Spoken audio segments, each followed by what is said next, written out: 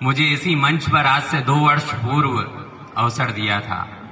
मैं इसी मंच की उपज हूं साहब, शुद्ध स्वदेशी। मैंने अपने जीवन में कविता के किसी भी कार्यक्रम में जो पहली बार कहीं प्रतिभाग किया तो इसी मंच से किया। आज भी सुरेंद्र जी भाई साहब ने मुझे ये अवसर प्रदान किया, इसलिए ये मंच मेरे लिए हमेशा से विशिष्ट हो जाता है। और आज भी जब मुझे इसका मौका मिला तो ये मेरे लिए भावनात्मक भी था और गौरव का पल भी था। मैं कविता आरंभ करता हूं साहब। स्वागत अवनीश।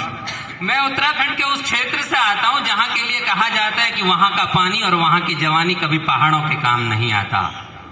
अगर पहाड़ की जवानी और पहाड़ का पानी पहाड़ों के काम नहीं आता तो किसके काम आता है? आज इस मंच के माध्यम से मैं बता देना चाहता हूं कि पहाड़ का पानी और पहाड़ की जवानी दोनों इस देश के काम आते हैं। क्या बात है, वाह।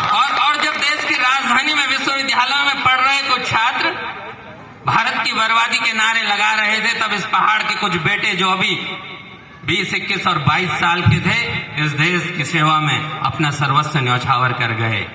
तब एक ऐसे वीर की कहानी सुनाना चाहता हूं जिसका अभी अभी विवाह हुआ और विवाह के बाद गया सीमा पर और वहां शहीद हो गया।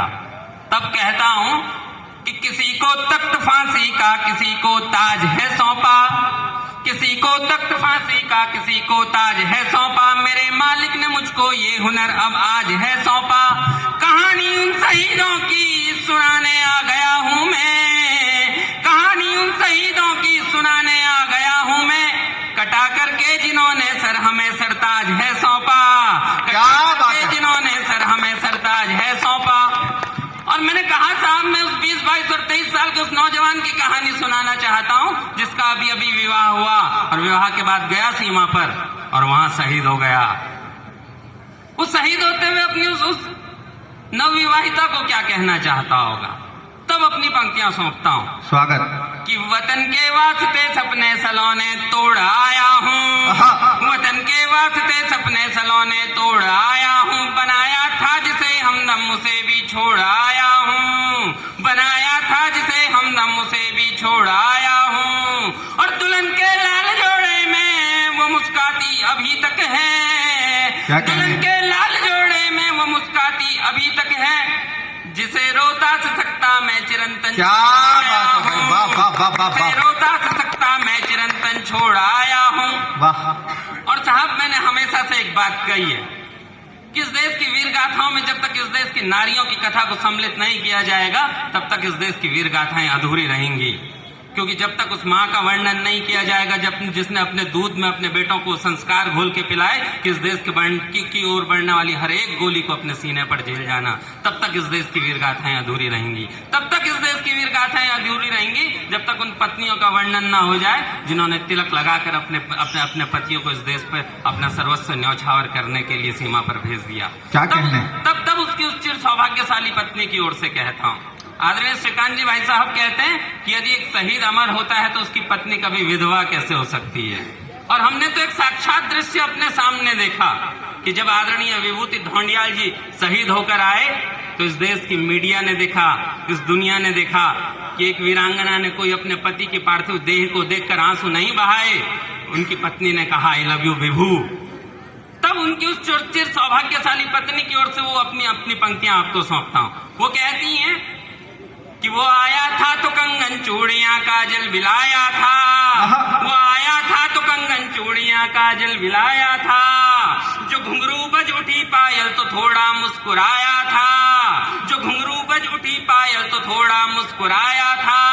और सुना फिर सरहदे उस हिंद पर गरजी है बंदूकें, सुना फिर सरहदे उस हिंद पर गरजी है बंदूकें, गया वर्दी पहनकर था तिरंगा। क्या बात है भाई, वाह, जिंदाबाद। गया वर्दी पहनकर था तिरंगा उड़ाया था। वाह वाह वाह वाह वाह। और साहब इस देश में आपने देश तो बहुत देखे होंगे, लेकिन एक देश को मां के स्वरूप में पहली बार देखा होगा। हमने कभी भारत को एक देश नहीं कहा, हमने भारत मां के रूप में इस धरती को। क्या बात है। इस धरती को ये सजीव रूप किसने दिया, इसकी ये प्राण प्रतिष्ठा किसने की?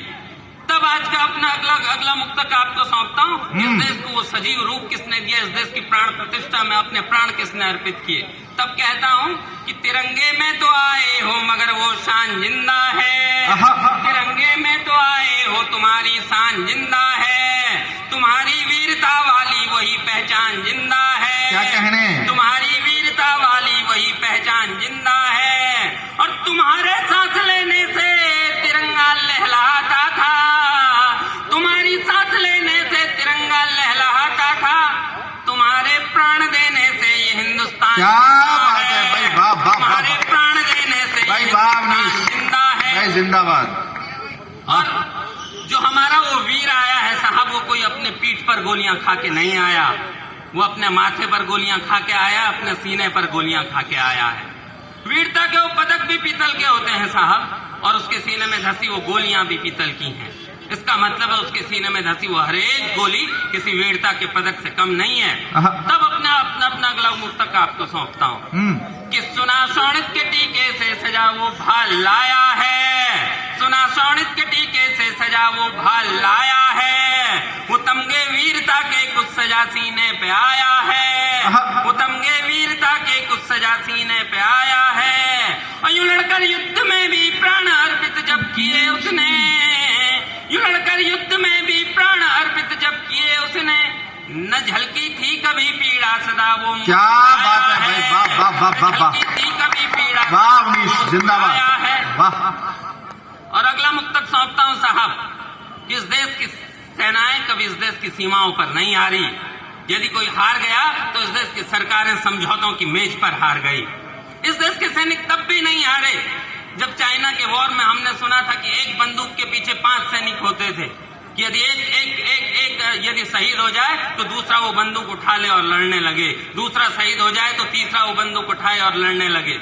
इस देश के सैनिक तब भी लड़ते रहे जब उनके पास साहस के सिवा बाकी और कुछ बाकी ना बचा, वो तब भी लड़ते रहे। लेकिन जब इस देश में एक ऐसा शासक आया जिसने पुलवामा के हमले के बाद अपनी सेनाओं को कहा कि सेना अपना बदला लेने के लिए आजाद है, तब सेना गई सीमा के पार और हमेशा के उस नासूर को खत्म करके आ गई। तब अपना अगला मुक्तक आपको सौंपता हूं कि जनाबे हिंद को पैगाम अब कुछ कुछ समझ आया, जनाबे हिंद को पैगाम अब कुछ कुछ समझ आया, मिली सेना को आजादी तो दुश्मन मुल्क थर्राया, मिली सेना को आजादी तो दुश्मन मुल्क थर्राया। और जुलांगी सरहदें वीरों ने जैसे शेर के मानिंद, जुलांगी सरहदें वीरों ने जैसे शेर के मानिंद, किसी को गाड़ डाला था किसी को फाड़ कर आया, किसी को गाड़ डाला था किसी को फाड़ कर आया। हार्दिक धन्यवाद, हार्दिक धन्यवाद और हार्दिक धन्यवाद। 2020 के युग में 2020 की पारी अवनीश ने खेली। एक बार जोरदार ताली अवनीश के लिए बजाइए।